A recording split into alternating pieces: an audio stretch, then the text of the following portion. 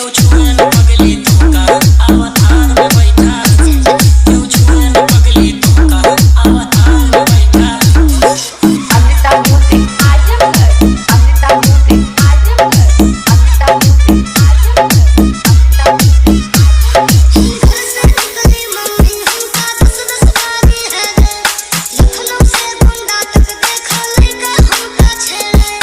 गोंडा में ब्रिजभूषण चाचा से भेंट करा देबै, लखनऊ में भैया से कही के प्रशासन सेट करा देबै।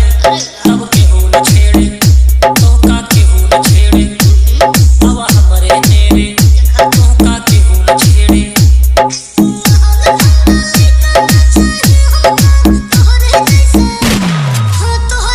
क्यों छुए न पगली तुमका अवतार में बैठा, क्यों छुए न पगली तुमका अवतार में बैठा, क्यों छुए न पगली तुमका अवतार में बैठा। Amrita music Azamgarh, Amrita music Azamgarh, Amrita music Azamgarh, Amrita music. सब करता है चढ़ा ना जाने कब तह जल। मायावती जी से कही देबै 1 मिनट में बेल होए, संजय यदुवंशी के नमवा बाजै मैडम गली गली। काशी मथुरा साथ में घूमू या फिर नैनीताल चली।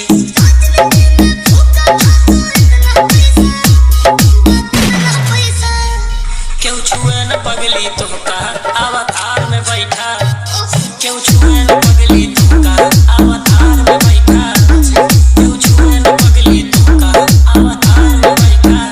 बैठा साथ में बैठा अवतार अमृता में म्यूजिक बैठा, आजमगढ़, क्यों छुए अमृता न म्यूजिक तुमका आजमगढ़, अवतार में बैठा। Amrita Sanjay Yaduvanshi. Amrita music Azamgarh, Amrita music Azamgarh, Amrita music Azamgarh, Amrita music.